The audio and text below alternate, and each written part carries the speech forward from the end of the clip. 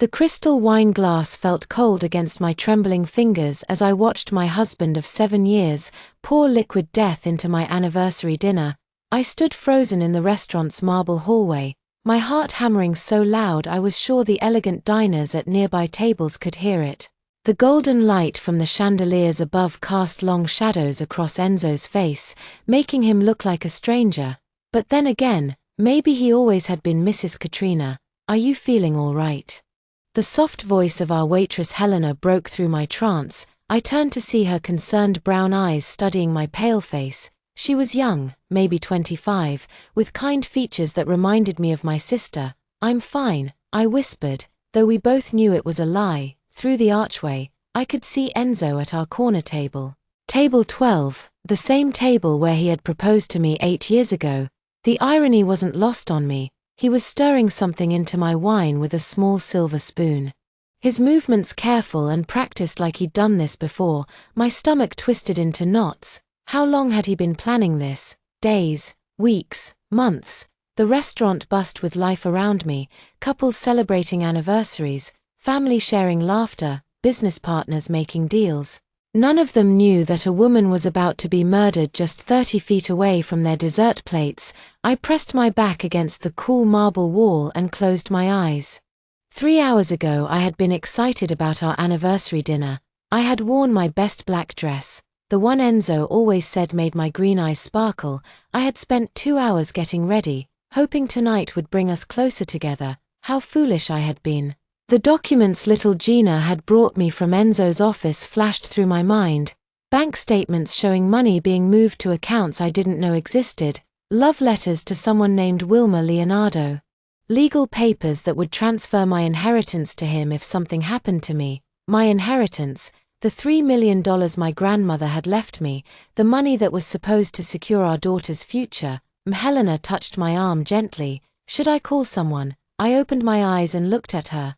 Really looked at her. She had her whole life ahead of her. He probably believed in love and happy endings and faithful husbands. I envied her innocence. "No," I said, my voice stronger now.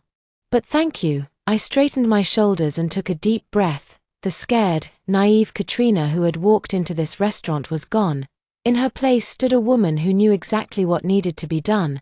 I walked back toward table 12, my heels clicking against the polished floor like a countdown timer. Enzo looked up as I approached, his handsome face breaking into that charming smile that had fooled me for so many years.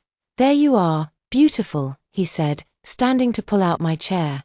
I was starting to worry. "Just freshening up," I replied, settling into my seat. My eyes fell on the wine glasses had prepared for me.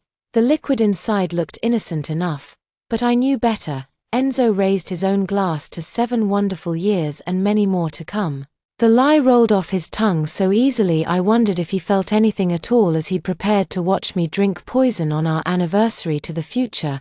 I replied, lifting my glass but not drinking.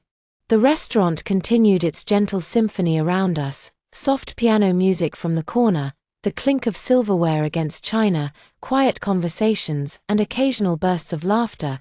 It was the perfect setting for a romantic evening or a murder. I set my glass down and smiled at my husband. "Enzo darling, would you mind checking on something for me? I think I left my lipstick in the car." His dark eyes flickered with something I couldn't quite read, impatience, annoyance. "Can't it wait until after dinner? It's my grandmother's vintage Chanel. You know how much it means to me." He sighed and stood up. "Of course, anything for you." As soon as he left the table, I acted. My hands moved with purpose, switching our wine glasses in one smooth motion. The poisoned drink that had been meant for me now sat in front of his chair. I sat back and waited. When Enzo returned, he was carrying my small silver purse. "Found it in the glove compartment," he said. Settling back into his seat, "Thank you." I reached across the table and took his hand. It felt cold. "You're always taking such good care of me." Something flickered in his eyes. Guilt or just annoyance that I was delaying his plan. He picked up his wineglass, held it toward me now. "Where were we to the future?" I repeated. He brought the glass to his lips and drank deeply. I watched every drop go down his throat, knowing that each sip was sealing his fate. He said, setting the glass down, "This wine is exceptional. You should try yours. I lifted my glass, his glass, and pretended to sip. It is lovely. For the next 20 minutes we made small talk. He told me about his day at the office. I mentioned that little Gina had drawn him a picture. We discussed plans for her upcoming 4th birthday party. All the while I watched him waiting, wondering how long it would take. It started small, a slight tremor in his left hand as he reached for his bread. A moment of confusion when he forgot what he was saying mid-sentence. You feeling all right? I asked, playing the concerned wife perfectly. Just tired, he said, but I could see the worry starting to creep into his features. By the time our main courses arrived, his speech was beginning to slur slightly. The waitress, Helena, noticed too. She kept glancing at our table with concerned eyes. Enzo, I reached across the table and touched his forehead. You feel warm. He tried to stand up but stumbled slightly. I don't feel. That's when the real panic set in. His eyes went wide. Does he realize something was terribly wrong? He looked at his wine glasses, at mine, then back at me, and in that moment understanding dawned in his dark eyes, the confusion, the fear, the horrible realization that his perfect plan had been turned against him. You, he gasped, his voice barely a whisper. Shoo, I said softly, standing up and moving around the table to study him. Don't make a scene, darling. Other diners were starting to notice now. An elderly couple at the next table was whispering and pointing. A businessman near the window had pulled out his phone. Helena rushed over with genuine concern written across her young face. Should I call an ambulance? Yes, please, I said, my voice full of perfectly performed panic. I think my husband is having some kind of medical emergency. Enzo tried to speak, but his tongue was thick and unresponsive. Whatever he had intended for me was working exactly as he had planned, except on the wrong person. It's okay, baby, I whispered in his ear as I helped lower him back into his chair. Everything's going to be okay. His eyes blazed with helpless fury. He knew what I had done, but he couldn't tell anyone the substance had stolen his voice along with his motor functions perfect. The next few minutes were organized chaos. Helena called 911 while other restaurant staff moved curious diners away from our table. Maria, the hostess, brought a glass of water. The elderly woman from the neighboring table kept asking if there was anything she could do to help. I played my part flawlessly. The devoted wife shocked and terrified by her husband's sudden collapse. I held his hand and stroked his hair and made all the right worried noises while secretly marveling at how efficiently his own poison was destroying him. The paramedics are on their way, Helena announced breathlessly. Thank you, I managed between fake sobs. I don't understand what happened. We were just having a lovely dinner, and then suddenly these things happen. Sometimes, the elderly man said kindly, my brother-in-law had a stroke last year, came out of nowhere, so, yes. That's exactly what this would look like to the medical professionals. Enzo had chosen his substance well, something that would mimic natural causes perfectly. The ambulance arrived within 10 minutes, its red and blue lights flashing through the restaurant's elegant windows. The paramedics were professional and efficient, quickly assessing Enzo's condition while asking me rapid-fire questions about his medical history. Has he been under any unusual stress lately? Asked the lead paramedic. A middle-aged woman named Carmen. He's been working very long hours, I replied truthfully. Big case at the law firm. I've been worried about him. Any history of heart problems, stroke, high blood pressure? His father died of a heart attack when Enzo was 25. I said another truth. We've always worried about his health. They loaded him onto a stretcher, his body limp and unresponsive. I climbed into the ambulance beside him, still playing the terrified wife. It's going to be okay, I whispered, squeezing his paralyzed hand. The doctors will take good care of you during the ride to the hospital. I called Luna. It's happening, I said. When she answered, we're on our way to St. Mary's Hospital. Oh my God, Luna breathed. Are you okay? I'm fine. But Enzo, I let my voice break convincingly. The doctors think it might be a stroke. I'll be right there next. I called Enzo's brother Roberto. Roberto was 2 years older than Enzo and worked as a contractor. He had never married, preferring to spend his free time riding motorcycles and dating women half his age, but he loved his brother fiercely. Roberto, it's Katrina, I said, letting tears creep into my voice. Something terrible has happened. "What's wrong? It's Enzo. We were at dinner for our anniversary and he just collapsed. The doctors think he might have had a stroke." The silence on the other end of the line stretched for several seconds. "Which hospital?"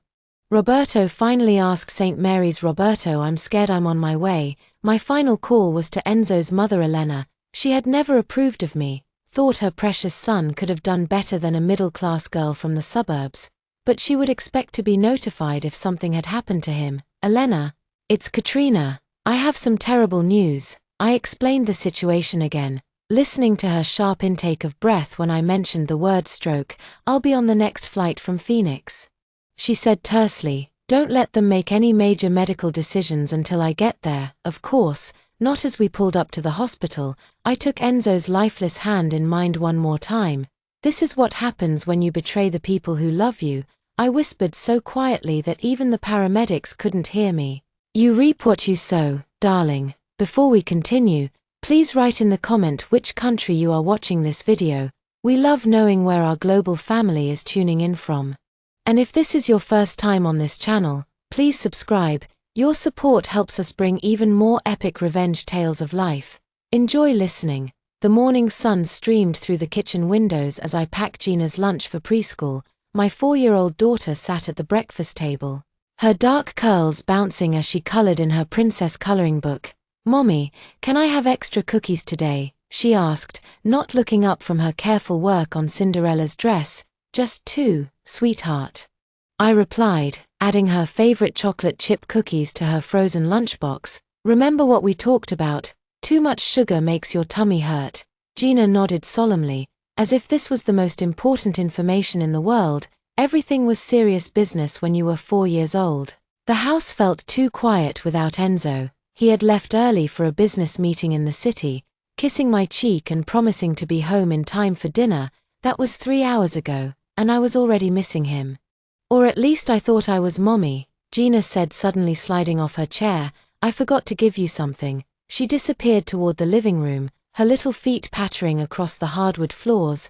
I could hear her rummaging around in her toy box, muttering to herself about important papers. When she came back, she was clutching a manila folder against her chest. "Daddy left this in my playroom yesterday," she announced proudly. "He said it was very important work stuff. But I think he forgot about it." My heart did a little flip. Enzo never left work documents lying around, especially not in Gina's playroom. He was obsessive about keeping his business life organized and separate from our home life. "Are you sure Daddy left this for me?" I asked, taking the folder from her small hands. "Aha." Gina climbed back onto her chair. "He was talking on the phone in there yesterday when I was napping. He said bad words, so I pretended to sleep more." I opened the folder, expecting to see boring legal contracts or client information. Said I found bank statements, lots of them, accounts I had never seen before with my name on them, but signatures I hadn't written. My hands started shaking as I flipped through the pages. Money transfers, large ones, funds being moved from our joint accounts into private ones. My inheritance from Grandma Rose, $3 million that was supposed to be untouchable, had been slowly disappearing over the past 6 months.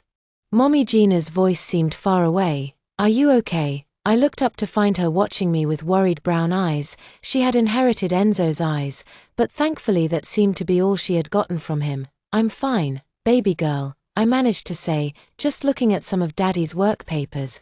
But I wasn't fine. I was falling apart inside. I kept reading. Beneath the bank statements were emails, printed conversations between Enzo and someone named Wilma Leonardo. The subject lines made my stomach turn. "Can't wait to be together permanently. The plan is working perfectly. She suspects nothing." I clicked through email after email, watching my marriage dissolve before my eyes. Enzo and this Wilma woman had been planning something for months, maybe longer, and then I found the legal documents. Life insurance policies I had never signed, a will that left everything to Enzo if something happened to me, power of attorney papers giving him complete control over my inheritance, all with my forged signature. My coffee mug slipped from my numb fingers and shattered on the kitchen floor. Gina jumped at the sound. "Mommy, it's okay," I said quickly, kneeling to clean up the pieces. "Just an accident." But it wasn't an accident. Nothing about this was an accident. This was planned. Calculated. My husband had been systematically stealing from me and preparing. To what? What was the end game here? I kept reading, my hands trembling so badly I could barely hold the papers. There was a handwritten note in Enzo's careful script: anniversary dinner, Rossetti's restaurant table, 12:08 p.m. Time to finish this. Today's date was written at the top. Our anniversary dinner, the romantic evening I had been looking forward to for weeks. My blood ran cold as the pieces fell into place. The money being stolen, the forged documents, the life insurance policies, the mysterious girlfriend. Enzo wasn't planning to run away with my money, he was planning to eliminate me for it. "Mommy, you're scaring me," Gino whispered. I looked up to find tears streaming down my face.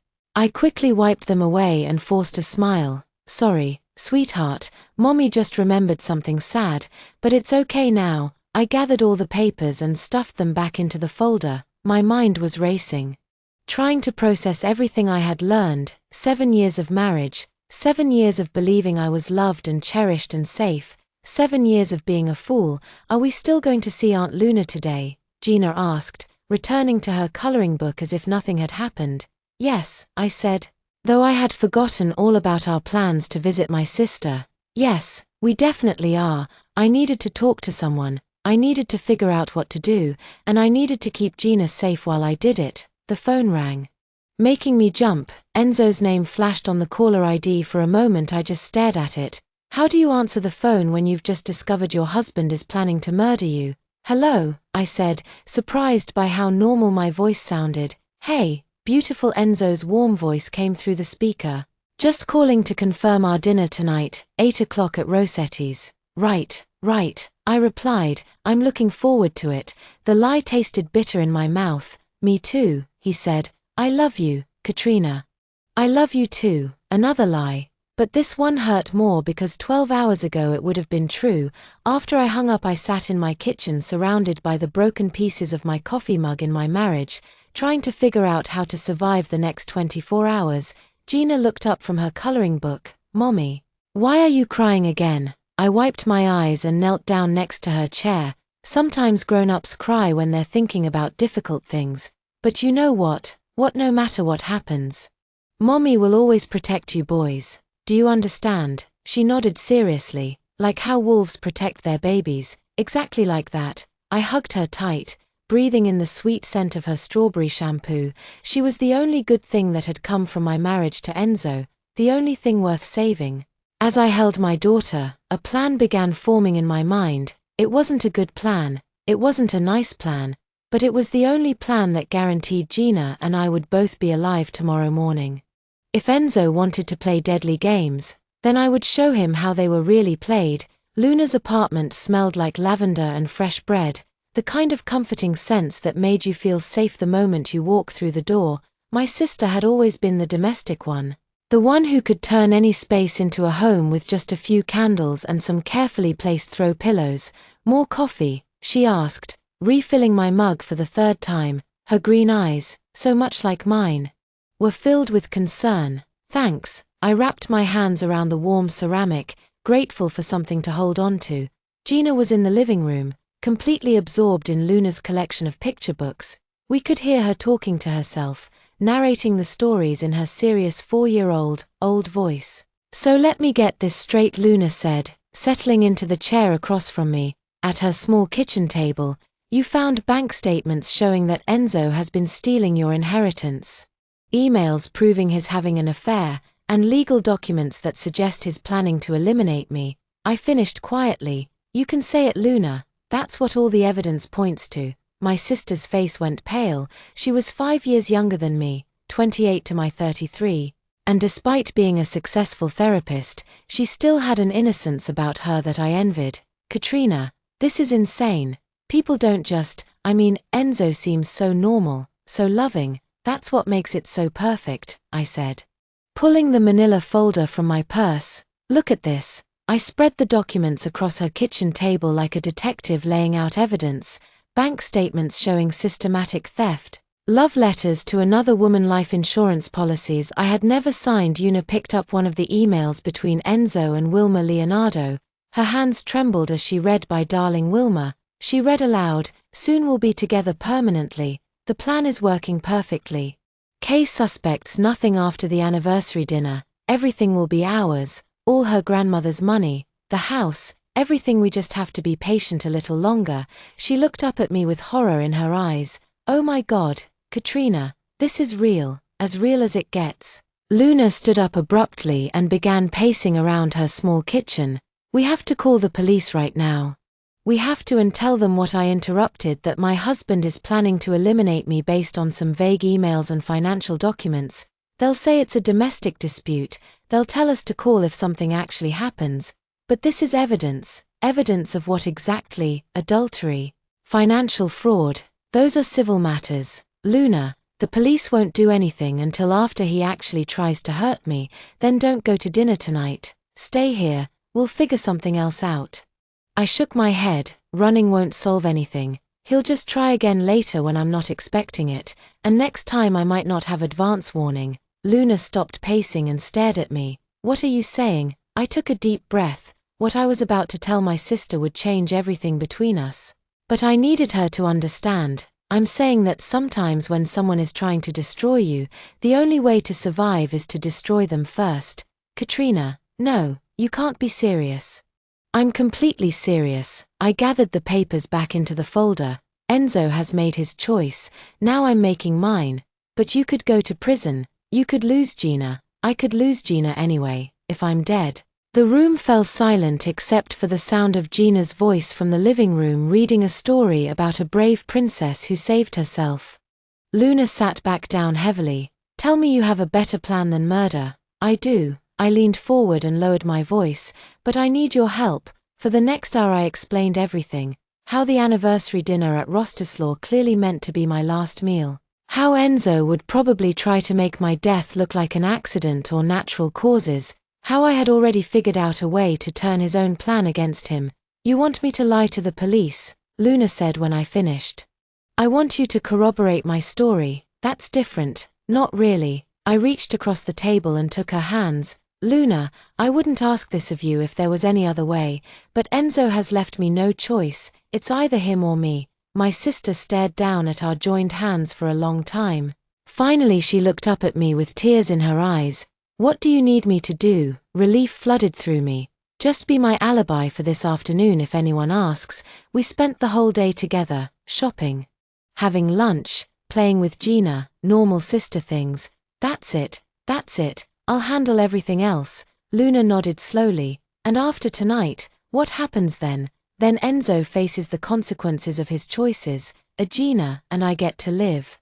We spent the rest of the afternoon playing with Gina and trying to act normal. Luna taught her how to make paper flowers while I researched restaurants on my phone. Specifically, I was looking at the layout of Ross's restaurant, studying the floor plan, and trying to memorize where everything was located. Table 12 was in a corner, relatively private, but still visible from the main dining area, perfect for a romantic dinner or a murder. The ladies' restroom was down a short hallway past the bar, if I timed things right. I could see our table from the hallway entrance without Enzo spotting me. "Mommy, look." Gina held up a purple paper rose she had made with Luna's help. "It's for you. It's beautiful, sweetheart." I tucked the flower behind my ear and smiled at my daughter. "You're so talented. Aunt Luna says I have artist hands." She's absolutely right. As evening approached, my stomach began to nod with anxiety. In 2 hours I would be sitting across from my husband, pretending to celebrate our anniversary while knowing he planned to poison me. "Are you sure about this?" Luna asked quietly while Gina was distracted with her coloring. "I'm sure because once you do this, there's no going back." There was no going back the moment Enzo decided to steal from me and plan my murder. I stood up and smoothed down my black dress. Some lines, once crossed, can never be uncrossed. I hugged Gina goodbye, holding her a little longer than usual. "Be good for Aunt Luna." "Okay, Mommy will see you tomorrow, promise?" she asked, looking up at me with those serious brown eyes. "Promise." As I drove home to get ready for dinner, I thought about that promise 24 hours ago. I wouldn't have been able to make it with certainty. I would have walked into that restaurant tonight as a trusting wife and walked out as a corpse. But now I had a fighting chance. The house felt different when I walked inside. The family photos on the mantel looked like lice. The wedding picture in our bedroom made me sick to my stomach. How long had Enzo been planning this? Had he ever loved me at all, or was I always just a means to an end? I took a long shower and did my makeup carefully. If this was going to be our last dinner together, I wanted to look perfect. I wanted him to see exactly what he was losing: the black dress he loved so much, the pearl necklace he had given me for our 5th anniversary, the perfume he had bought me for my birthday. When I looked in the mirror, I saw a woman preparing for war. My phone buzzed with a text from Enzo on my way home to get ready. "Can't wait to see you tonight, beautiful." I typed back, "Me neither. I love you." The lies were getting easier. An hour later, Enzo walked through our front door with a bouquet of red roses and that charming smile that had fooled me for so many years. "For my beautiful wife," he said, handing me the flowers. "Happy anniversary. They're lovely," I replied, accepting his kiss on the cheek. "Let me put them in water." As I arranged the roses in a vase, I watched him in the reflection of our kitchen window. He was checking his phone, probably texting his mistress. His expression was cold, calculating, nothing like the loving husband he pretended to be when he thought I was watching. "Ready to go?" he asked, pocketing his phone. "Ready." We drove to Rossetti's in comfortable silence, the radio playing soft jazz while the city lights blurred past our windows. To any outside observer, we looked like a happily married couple heading out for a romantic anniversary dinner, the perfect cover for murder. Enzo held my hand as we walked into the restaurant, his thumb tracing gentle circles on my palm. Such a sweet gesture, such a convincing performance. Mr. and Mrs. Valdez, the hostess, Maria, greeted us warmly. "Right this way to your table, table 12. The corner table with the perfect view and the perfect privacy." As we settled into our seats, I looked around the restaurant with new eyes. These might be the last faces I ever saw, these strangers enjoying their meals, in their conversations, in their normal lives, had no idea they were about to witness something terrible. "You look stunning tonight," Enzo said, reaching across the table to take my hand. "Thank you," I smiled at him. "You clean up pretty well yourself." He was handsome, I had to give him that. Tall and dark with those expressive brown eyes that had first attracted me all those years ago. It was such a shame he was a sociopathic murderer. "I took the liberty of ordering us a bottle of wine," he said, gesturing to our server, Helena, "the 2018 Cabernet we had on our first date here." "How romantic," I replied. "You remember everything." "I remember all our important moments, including this one. I thought the moment you planned to end our marriage permanently." Helena appeared with the wine bottle and 2 crystal glasses. I watched as she poured the deep red liquid, noting how Enzo's eyes followed her movements with unusual intensity. "Would you like to start with appetizers?" she asked. "Give us a few minutes and salide, we're in no hurry." After she left, he raised his glass to 7 wonderful years. "To 7 wonderful years," I echoed, touching my glass to his. We both took a sip. The wine was perfect, rich and smooth with hints of cherry and oak. It would be a shame to waste it on murder. "I need to powder my nose," I said, setting down my glass. "I'll be right back." "Of course." I stood up and walked toward the restroom, feeling his eyes on me the entire way.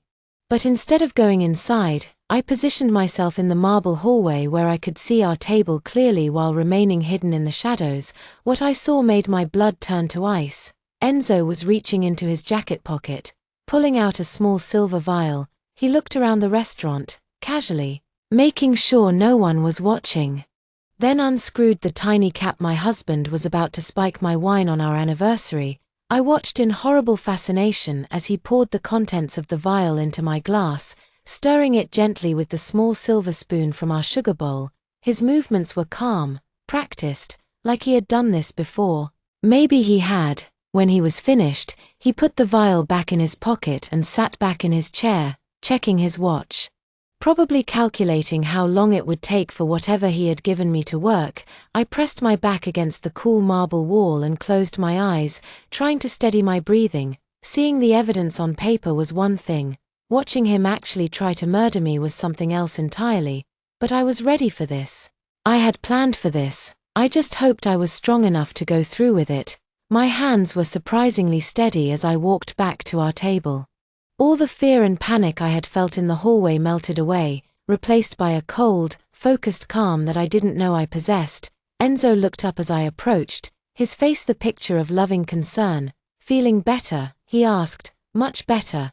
I settled back into my chair and reached for my wine glass. "Wait," Enzo said quickly.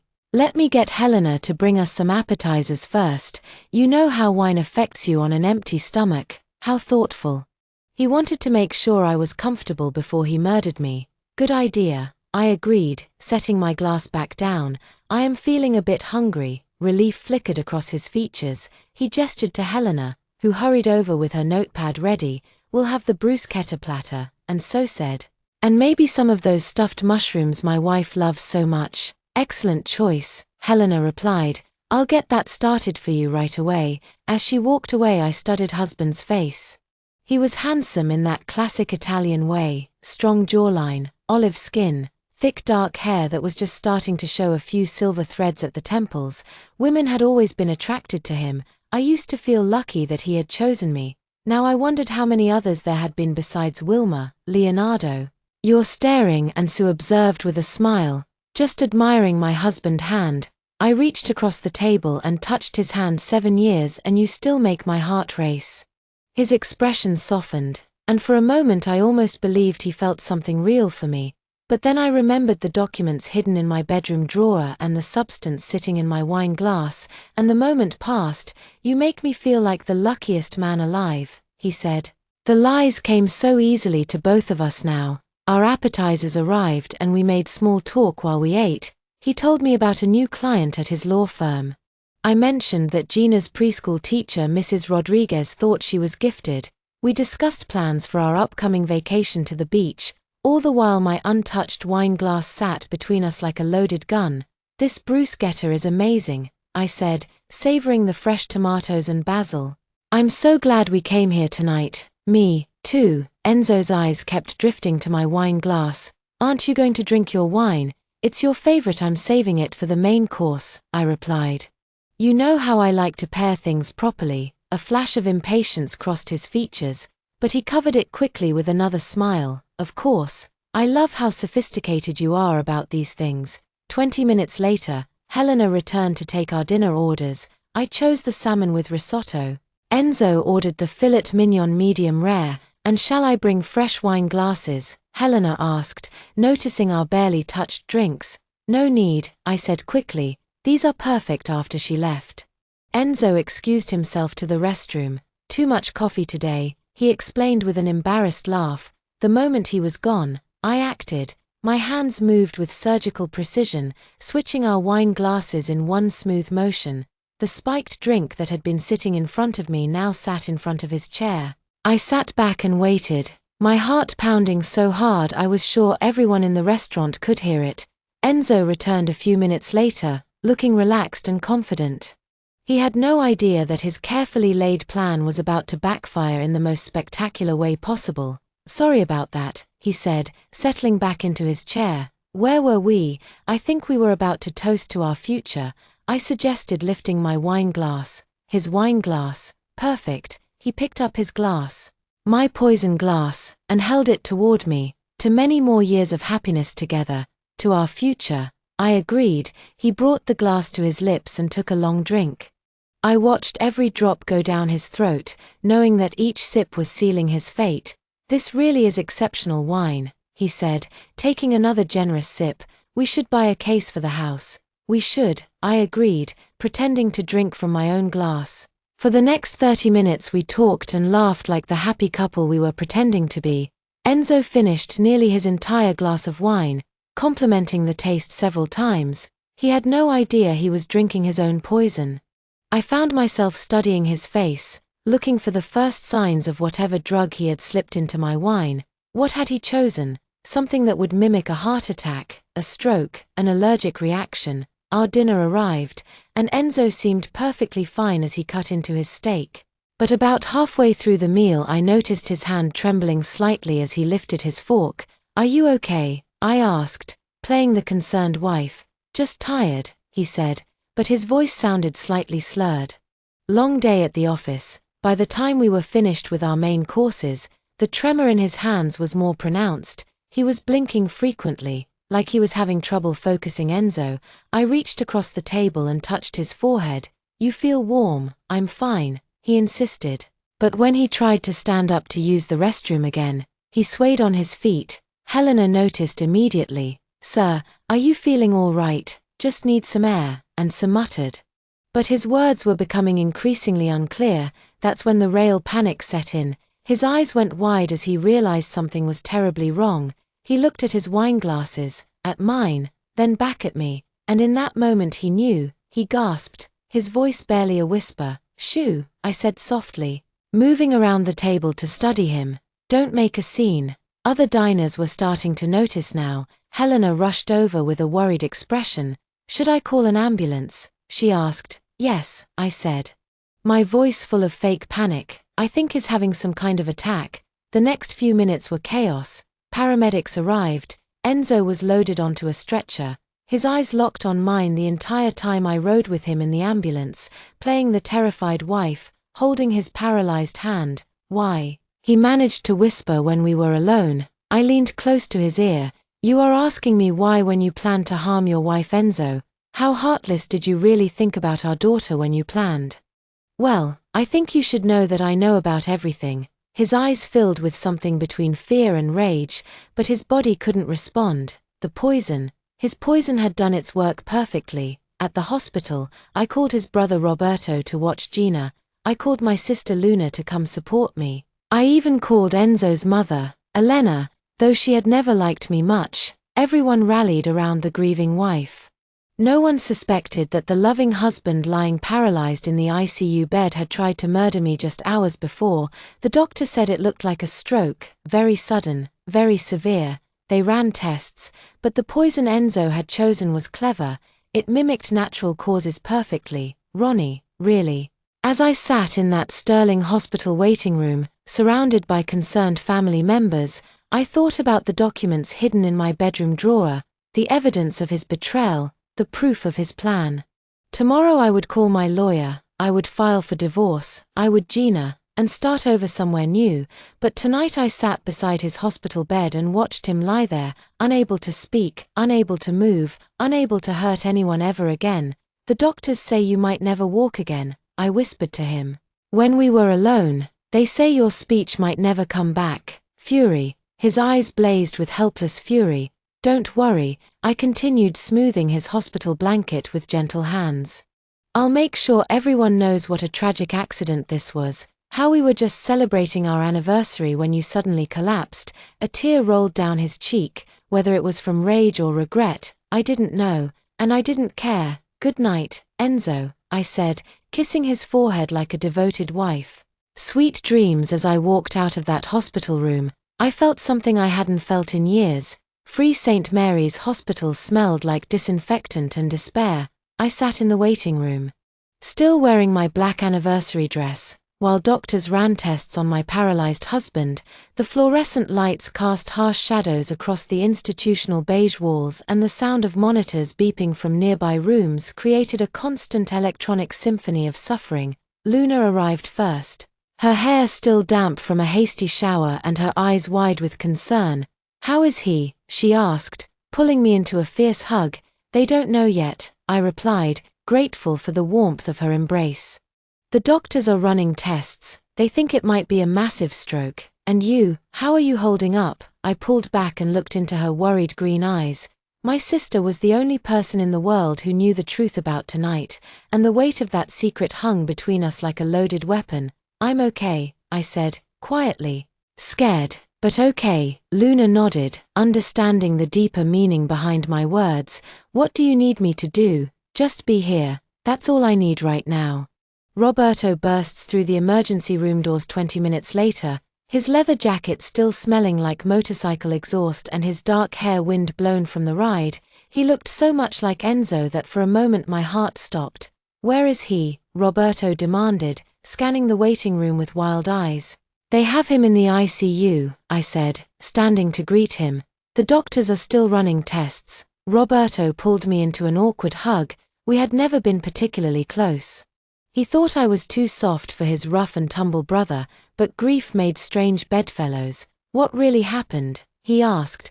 We were having dinner at Rossetti's, I explained, settling back into my plastic chair. Everything was normal. We were talking and laughing, celebrating our anniversary. Then suddenly Enzo started slurring his words. His hands were shaking. When he tried to stand up, he almost collapsed. Jesus. Roberto ran his hands through his hair.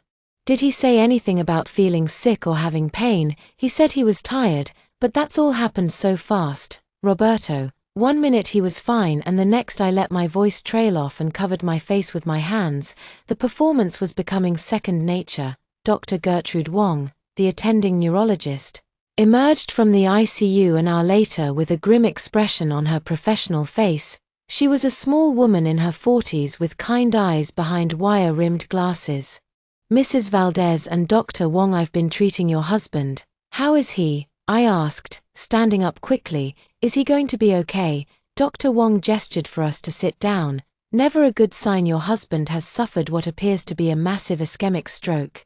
She explained carefully. There's been significant damage to the left side of his brain, affecting his motor functions and speech centers.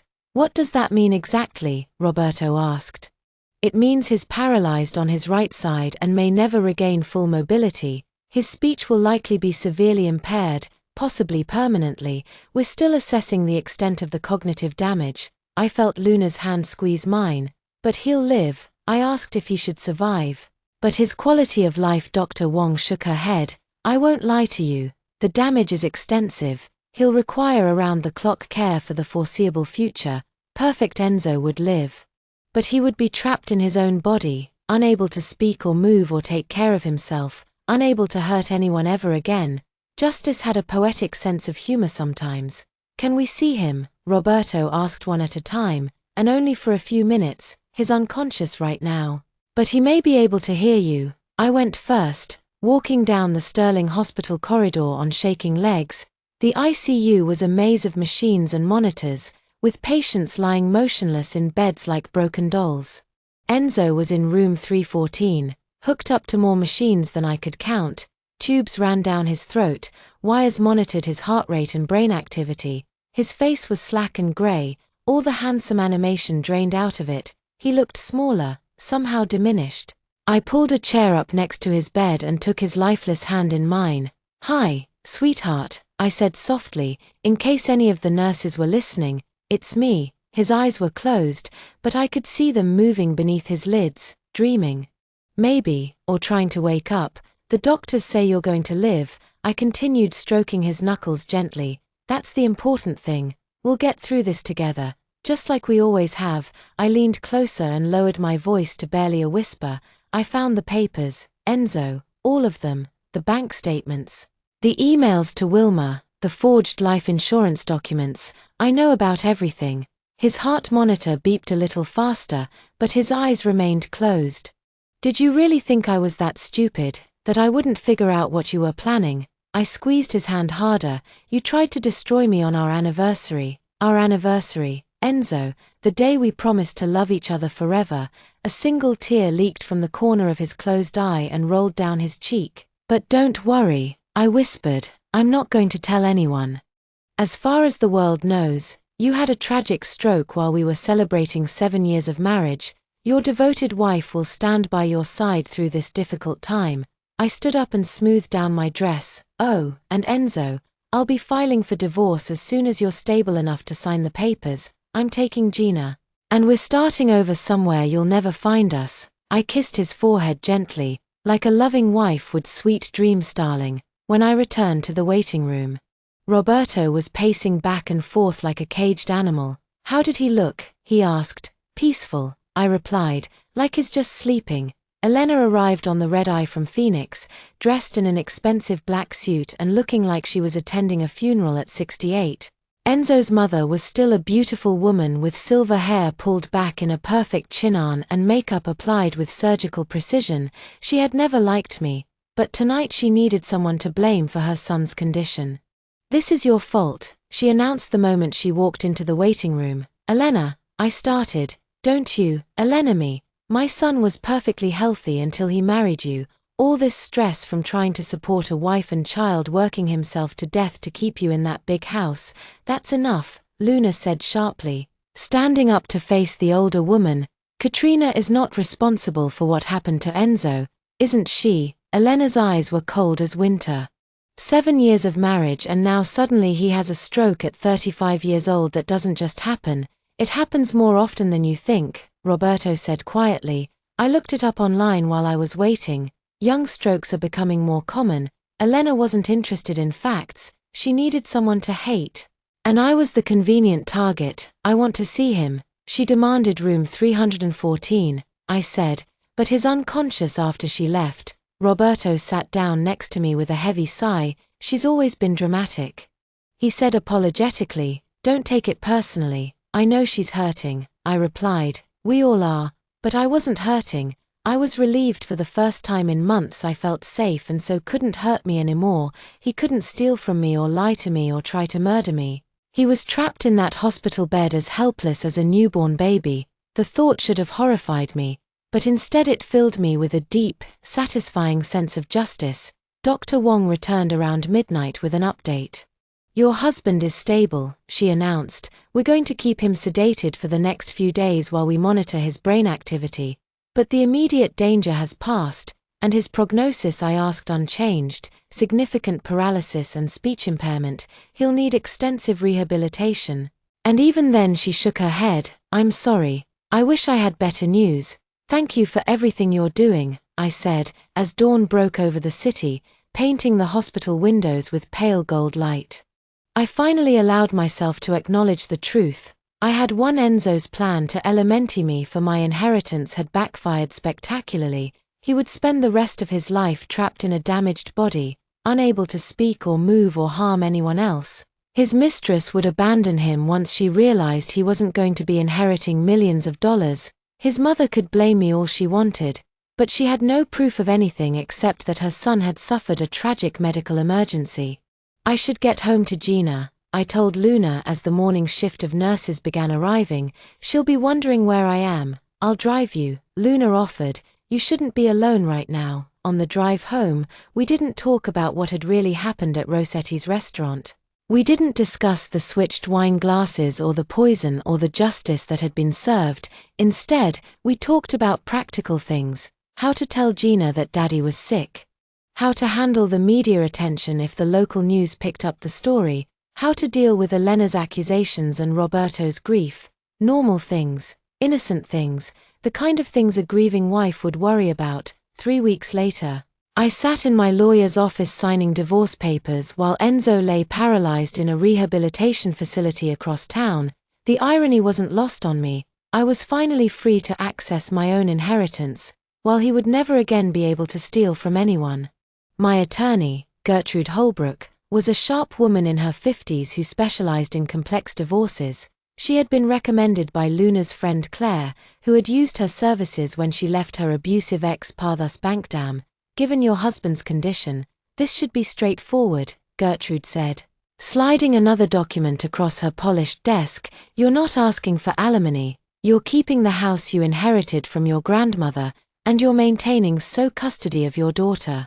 "That's right," I signed my name with careful precision. "I just want to start fresh." "What about his medical expenses, the rehabilitation costs? His insurance will cover most of it. His mother has offered to help with the rest." I sat down the pen and looked up at her. "I know that might seem cold, but I have to think about Gina's future now." "You don't need to justify anything to me," Gertrude said kindly. "You're not responsible for your husband's medical bills, especially when you're divorcing. Plenty of spouses would do the same thing in your situation." If only she knew the real situation. The rehabilitation center was a cheerful place, full of inspirational posters and motivational slogans. I visited Enzo twice a week, playing the role of the supportive, soon-to-be ex-wife who was trying to do the right thing. He had regained consciousness after 5 days, but the damage was exactly as Dr. Wong had predicted. The left side of his body was completely paralyzed. His speech was slurred and limited to simple words. His cognitive function seemed mostly intact, which meant he understood everything that was happening to him but couldn't do anything about it. A perfect prison. "Hello, Enzo," I said, settling into the visitor's chair beside his bed. How are you feeling today? He turned his head toward me with great effort, his dark eyes blazing with fury and frustration. Cough, cough, he tried to say. Take your time, I said patiently. Katrina. He finally managed. That's right, very good. I spoke to him like he was a child learning to talk. I brought you some pictures of Gina. She drew you a get well card. I showed him Gina's latest artwork, a stick figure drawing of our family with Daddy lying in a hospital bed and Mommy and Gina standing beside him. My 4-year-old daughter had no idea that Daddy had tried to murder Mommy. She just knew that Daddy was sick and couldn't come home. She misses you, I lied smoothly. But she understands that you need to stay here and get better. Enzo's eyes filled with tears, whether from grief or rage. I couldn't tell why he whispered why. What, darling? Why this happened? I leaned closer and lowered my voice even though his roommate was asleep and couldn't hear us. You know why, I said softly. You try to poison me, Enzo. You try to eliminate your own wife for money. This is what happens when you betray the people who love you. His face contorted with emotion, but his body couldn't respond to his brain's commands. He was trapped inside himself, exactly as I had planned. The divorce will be final next month, I continued conversationally. I'm keeping the house and taking Gina to start over somewhere new. Your girlfriend Wilma stopped calling, by the way. Seems she's lost interest now that you're not inheriting my money. A broken sound escaped from his throat, half sob, half growl. Don't worry, I said, standing up to leave. I'll make sure Gina knows you loved her, even if he didn't love me. I kissed his forehead gently, the way a loving wife would, and walked out of his room without looking back. The hardest part was explaining everything to Gina. How do you tell a 4-year-old that Daddy is never coming home? How do you protect her innocence while preparing her for a life without her father? Is Daddy going to die? She asked one evening as I tucked her into bed. No, sweetheart, Daddy isn't going to die, but his brain got hurt and now his body doesn't work the way it used to. He needs special doctors to take care of him. Can we visit him maybe someday? When you're older right now, the doctors think it's better if we let Daddy rest and get stronger. Gina accepted this explanation the way children accepted most adult decisions, with resignation and trust that the grown-ups knew what they were doing.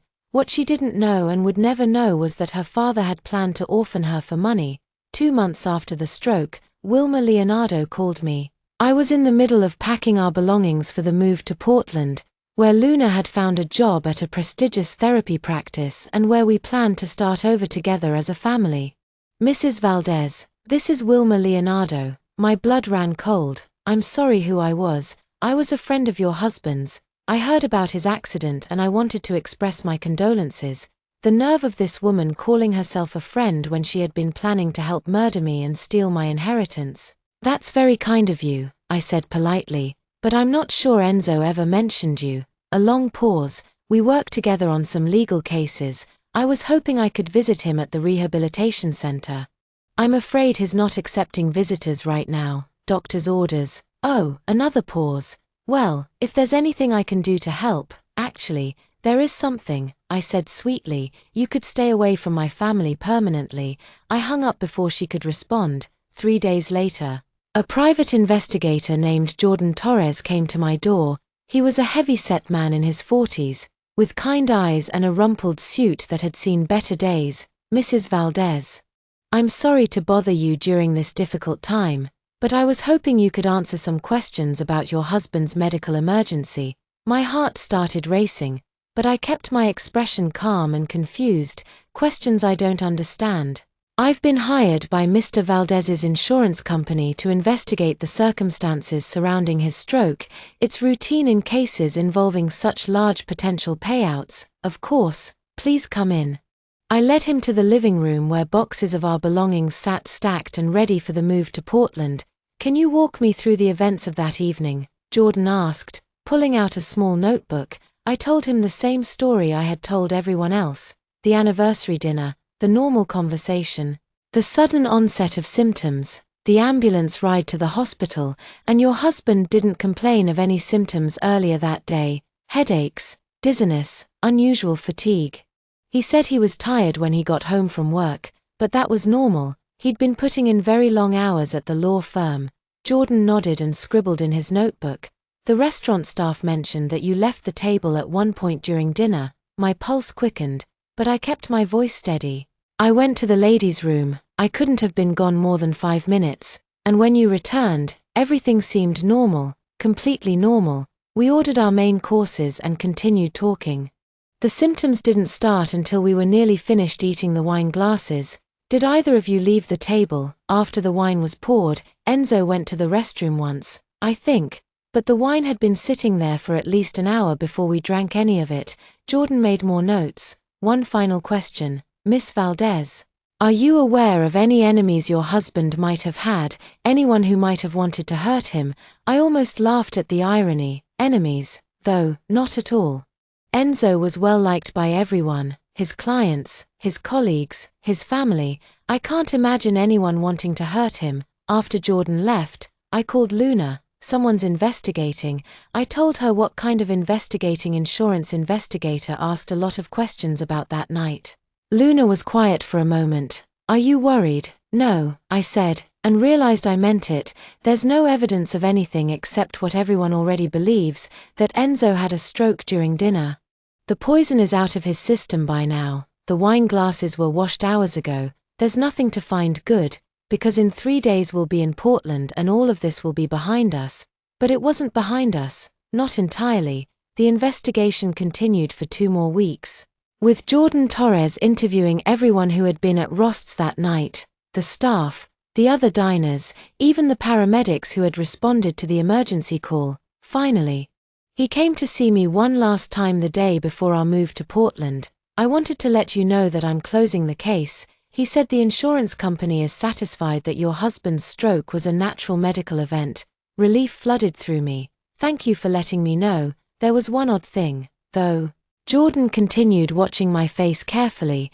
The lab found traces of an unusual compound in your husband's blood work from that night. Something that could theoretically cause stroke-like symptoms. My heart stopped beating for several seconds, but Jordan continued. The levels were so minute that the doctors concluded it was probably contamination from the hospital equipment. These things happen sometimes. I nodded, not trusting myself to speak. Besides, Jordan added with a slight smile, if someone had wanted to poison your husband, they would have had to switch the drink somehow, and according to everyone I interviewed, neither of you left the table long enough to do something like that without being noticed. Well, that's a relief. I managed to say the idea that someone might have deliberately hurt Enzo is just unthinkable. Jordan agreed. You seem like a very devoted wife, Mrs. Valdez. I hope you and your daughter have a wonderful new life in Portland. After he left, I sat in my empty living room and finally allowed myself to cry. Not from guilt or remorse, but from sheer exhaustion. The performance was over, the case was closed. Enzo's plan to murder me had been foiled so completely that even the insurance investigators believed he was an innocent victim. Justice had been served. Portland in the spring was everything the travel brochures promised, green and clean and full of possibilities. Luna and I found a beautiful craftsman house in the Hawthorne district with a big backyard where Gina could play in mature oak trees that would provide shade in the summer. It had been 6 months since that night at Rossetti's restaurant. 6 months since I had watched my husband drink his own poison and collapse at our anniversary table. 6 months since I had discovered what it felt like to fight back against someone who wanted to destroy me. I was a different person now, stronger, more aware, less trusting, but also free. Mommy, look, Gina called from the backyard, where she was chasing butterflies through Luna's flower garden. There's a yellow one. I see it. Baby girl, I called back, watching her run and laugh in the afternoon sunlight. She was thriving in Portland, making new friends at her preschool and showing no signs of missing her father. Children were resilient that way. They accepted change as a natural part of life. I wished I could be more like her. My phone buzzed with a text message from an unknown number. My blood ran cold when I read it. I know what you did. My hands started shaking as I stared at the screen. The investigation was closed. The case was solved. Everyone believed Enzo was an innocent victim of a tragic medical event. The phone buzzed again. Meet me at Pioneer Courthouse Square tomorrow at 3 p.m. Come along. I looked around the backyard, suddenly feeling like I was being watched, but there was nothing. Just Gina playing in the garden and Luna weeding the rose bushes and the neighbor's cat stalking a bird in the maple tree. Everything okay? Luna asked, noticing my pale face. Fine, I lied, just work stuff. But it wasn't fine. Someone knew the truth about what had happened that night, and they wanted to meet. The question was who. I spent the rest of the evening trying to figure out who could have discovered my secret. Jordan Torres, the insurance investigator, Dr. Wong from the hospital. Helena, the waitress from Rostislaw. Maybe Wilma Leonardo had put the pieces together and wanted revenge for her lover's condition. I barely slept that night, tossing and turning and jumping at every sound outside our new house. At 2:30 am I got up and checked all the locks on the doors and windows.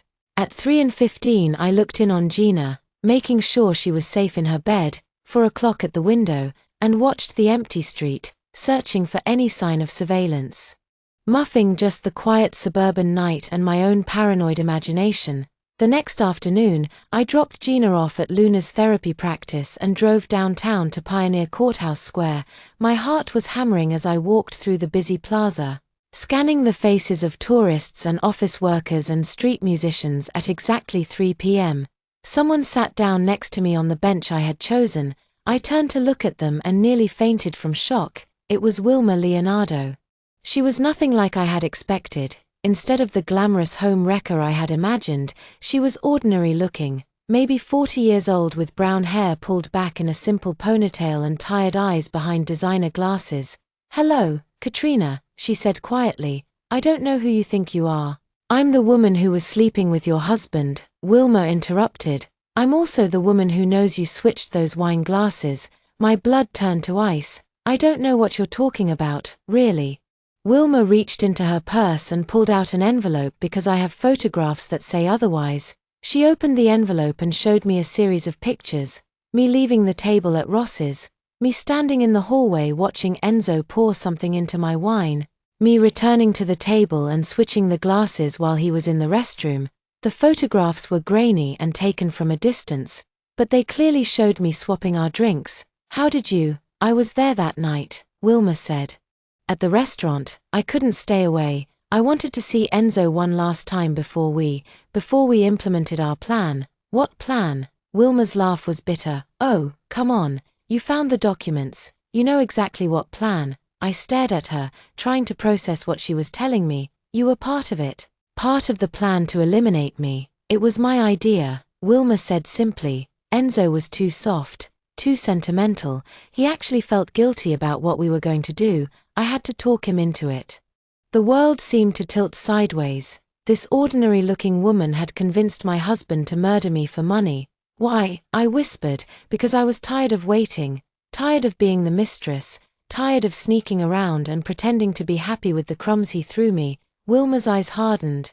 "That money was going to be our ticket to freedom, a new life together without any complications." "Complications? You mean me and Gina?" "Exactly." I felt sick. "And now what do you want?" Wilma smiled. And for the first time I saw the evil that lived beneath her ordinary exterior. "I want what's mine," she said. "Half of your inheritance, the $3 million that should have been ours." "That's insane. I'm not giving you anything."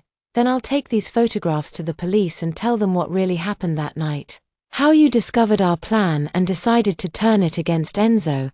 How you switched those wine glasses and watched him drink the poison that was meant for you." My heart was racing so fast I thought it might explode. "No one will believe you. You're just a scorned mistress trying to cause trouble." "Maybe, but do you really want to take that chance? Do you want to risk going to prison and losing your daughter?" The threat hung in the air between us like a loaded weapon. He was right. I couldn't risk it. Even if the police didn't believe her story, the investigation would destroy everything I had built in Portland. Luna would lose her job. Gino would be traumatized. Our new life would be over. "How much?" I asked quietly. $5 million, half of the inheritance." "I don't have that kind of liquid cash. Most of it is invested." "Then liquidate it. You have 1 week." Wilma stood up and looked down at me with cold satisfaction. "Oh. And Katrina, don't even think about running. I'll find you wherever you go. This is the age of social media and digital footprints. There's nowhere to hide anymore." She walked away, leaving me sitting on that bench in the middle of downtown Portland, Surrounded by happy families and street performers and people living normal lives, I had escaped one nightmare only to find myself trapped in another. That evening, I told Luna everything about the blackmail, about Wilma's photographs, about the impossible choice I was facing. We could go to the police ourselves, Luna suggested. Tell them the truth about what Enzo was planning to do, make you the victim instead of the perpetrator. With what evidence? All the documents are gone. Enzo can't testify about his own crimes, it would be my word against hers, and she has photographs. What about hiring someone to deal with her? I stared at my sister in lieu. I'm sorry, but this woman is threatening to destroy your life, to take your daughter away from you. Maybe it's time to fight fire with fire. The thought had occurred to me, but I couldn't go down that road. One act of violence had been enough. I wasn't going to become a serial killer to protect my secrets. No, I said firmly, there has to be another way, but as the days passed, I couldn't think of any other options. Wilma had me trapped just as surely as Enzo had been trapped in his paralyzed body. On the 6th day, I withdrew $750,000 from my investment accounts. Half of what Wilma was demanding. It was all I could liquidate without triggering financial investigations that would attract unwanted attention. I arranged to meet her at the same bench in Pioneer Courthouse Square, carrying a briefcase full of untraceable cashier's checks. But when I arrived, Wilma wasn't alone. A tall man in an expensive suit stood beside her, someone I recognized from Enzo's law firm, Thomas Mitchell, one of the senior partners. Mrs. Valdez, Thomas said with a cold smile. What a surprise to see you here. My stomach dropped, Mr. Mitchell. I didn't expect. Wilma told me the most interesting story about your husband's tragic accident, Thomas continued. Fascinating stuff. Really makes you think about the nature of justice, doesn't it? I realized with growing horror that Wilma had recruited an ally, someone with legal knowledge and connections. I don't know what she told you, but she told me that you eliminated your husband, Thomas said bluntly. Well, attempted murder anyway, and she has photographs to prove it. The briefcase felt impossibly heavy in my hand. What do you want? Simple, Thomas replied. We want it all, the entire inheritance, $3 million. That's impossible. I can't. You can and you will, Wilma interrupted. Unless you want these photographs to end up on the desk of Detective Sarah Rodriguez at Portland PD. She specializes in cold cases. Did you know that? I'm sure she'd find your story fascinating. I was trapped.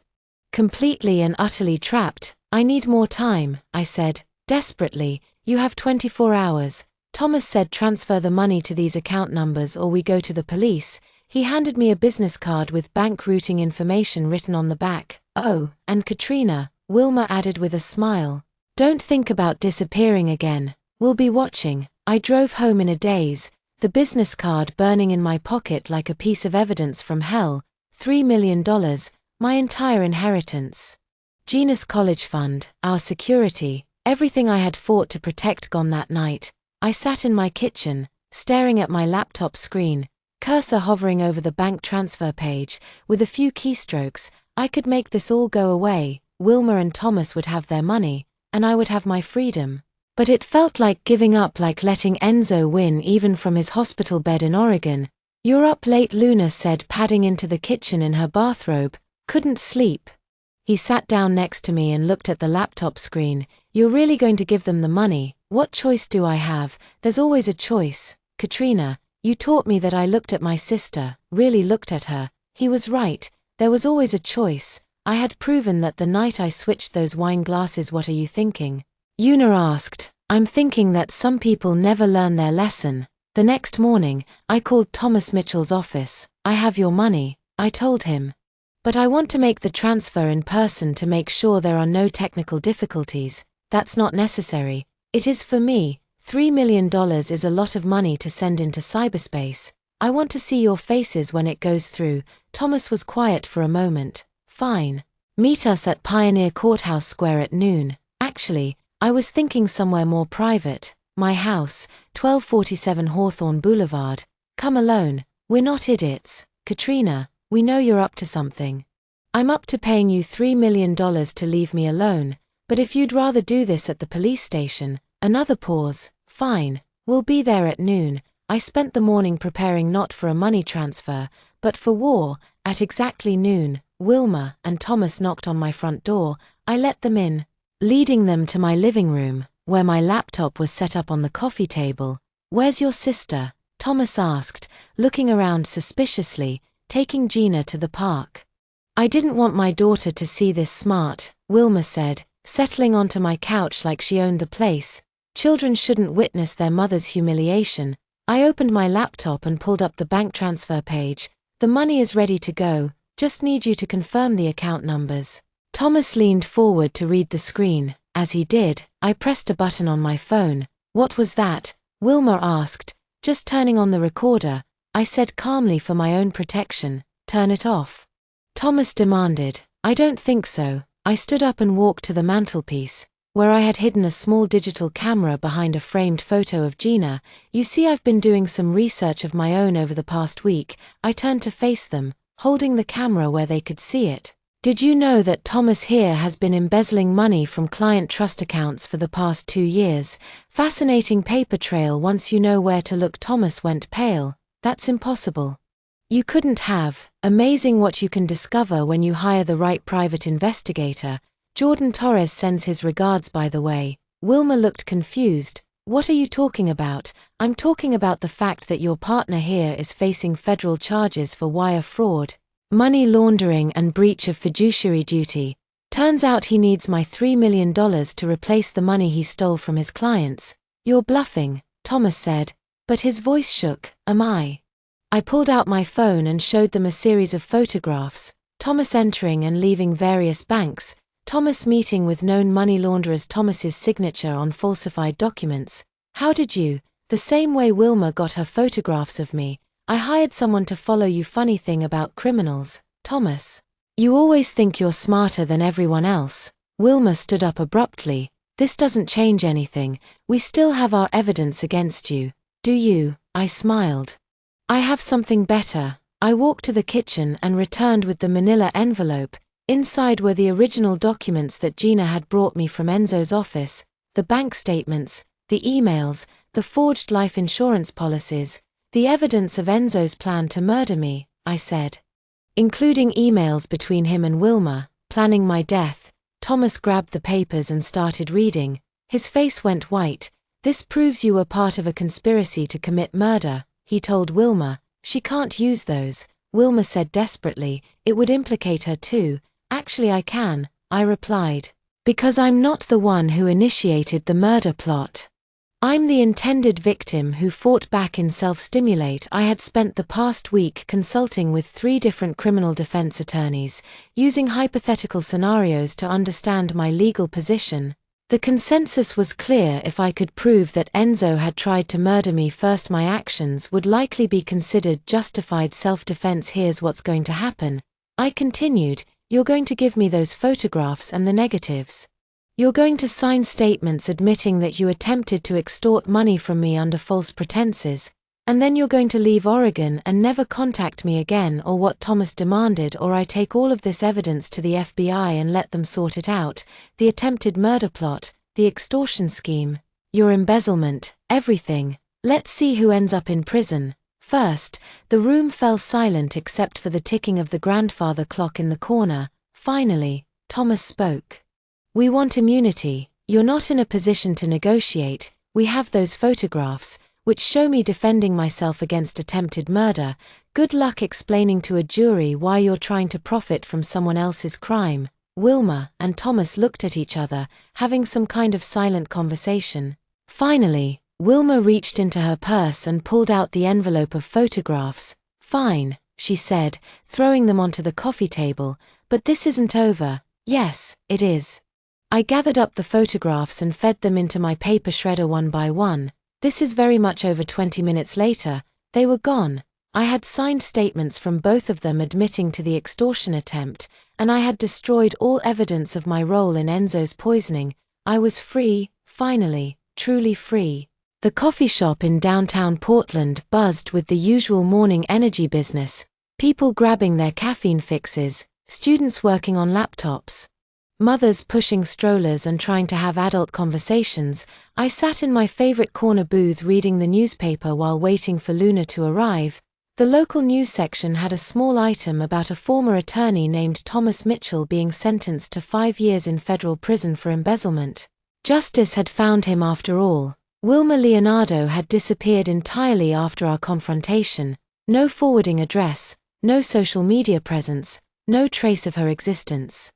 Sometimes people just vanished when their schemes collapsed around them. "Sorry I'm late," Luna said, sliding into the booth across from me. "Traffic was terrible." "No problem. I ordered your usual." My sister looked happy and relaxed, a far cry from the worried woman who had helped me through the darkest period of my life. Her therapy practice was thriving, and she had recently started dating a kind pediatrician named David. "How's Gina?" she asked. "Wonderful. She made the honor roll again. And her art teacher says she's exceptionally talented." At 6 years old, my daughter was bright and confident and completely unaware of the darkness that had once surrounded our family. She still asked about her father sometimes, but less frequently, as time passed.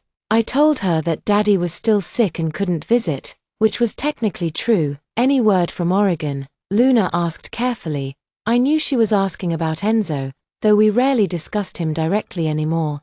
"His mother calls occasionally with updates. He's in a long-stay care facility now. The paralysis is permanent and his cognitive decline is getting worse. Do you feel guilty about that?" It was a question Luna had asked before, and my answer was always the same. "No," I said simply. "He made his choice when he decided to murder me. I just made sure the consequences fell on the right person." We sipped our coffee and talked about normal things. Gina's upcoming school play, Luna's vacation plans, the new restaurant that had opened down the street, normal sister conversations about normal life events, the kind of conversations I never thought I'd have again.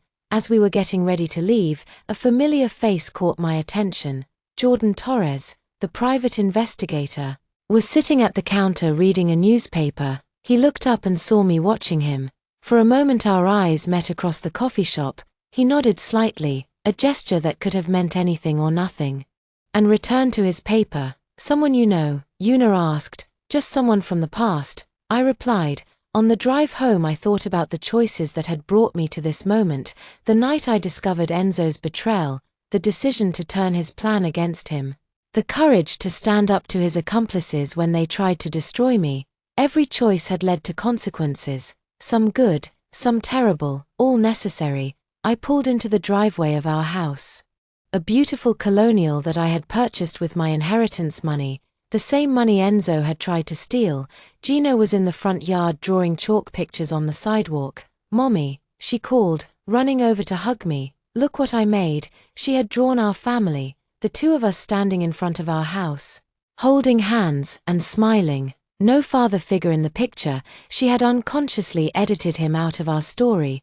Children were resilient that way. They moved forward, accepting whatever normal looked like. "It's beautiful, sweetheart," I said, hugging her tight. That evening, after Gina was asleep, I sat on our back porch with a glass of wine, watching fireflies dance through the summer darkness. The wine was a nice Cabernet, not the same vintage from that night at Rossetti's, but close enough to remind me of how far I had traveled. My phone buzzed with a text from an unknown number. For a moment my blood ran cold. But when I opened the message it was just spam. Some mortgage company trying to refinance my house. I deleted it and put the phone away. The past was behind me now. Enzo was trapped in his broken body, paying for his crimes every day. Wilma was gone, hopefully learning that some people couldn't be intimidated or destroyed. Thomas was in prison, where he belonged. And I was here in my garden with my daughter sleeping safely upstairs and my sister living just 10 minutes away, and a future full of possibilities stretching out ahead of us. I had won not through luck or accident, but through intelligence and courage and the simple refusal to be a victim. Some people would say what I did was wrong, that I should have gone to the police, trusted the system, found a legal way to protect myself. Those people had never watched their husband pour poison into their wine on their anniversary. Those people had never discovered that the person they loved most in the world was planning to murder them for money. Those people had never had to choose between being a victim and being a survivor. I chose survival for myself and for my daughter, and I would make the same choice again. Without hesitation, the fireflies continued their ancient dance through the darkness, appearing and disappearing like memories. But I wasn't looking backward anymore. I was looking ahead to all the bright tomorrows that Enzo had tried to steal from us. The future was mine now. And I was never letting anyone take it away again. As I finished my wine and prepared to go inside, one final thought crossed my mind, a piece of wisdom that had taken me years to understand. Sometimes the only way to save yourself is to become someone you never thought you could be. Sometimes survival requires a strength you didn't know you possessed, and sometimes justice comes not from the courts or the law, but from your own willingness to fight back against those who would destroy you. I had learned all of these lessons in the hardest possible way, but I had learned them, and that knowledge would protect Gina and me for the rest of our lives. The game was over, I had won, and the victory tasted sweeter than any wine I had ever drunk. Well, that's all for today's story. If you like this video, please subscribe. We will continue to update more exciting stories and look forward to seeing you next time.